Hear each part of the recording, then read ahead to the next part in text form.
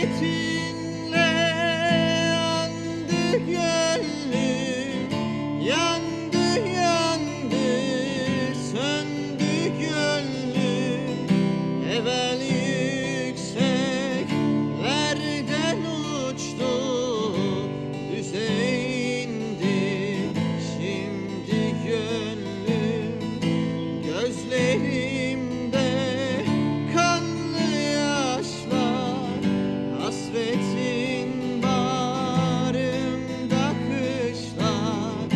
Başa geldi olmaz işler, bin bir dertle doldu gönlüm.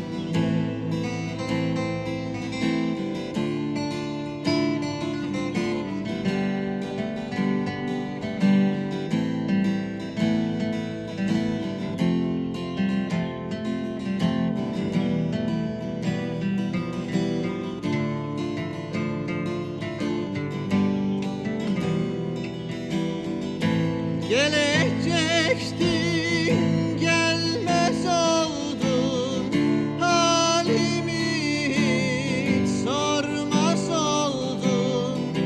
Yaralarımı sarmaz oldun, yokluğunla soldu gönlüm. Gözlerim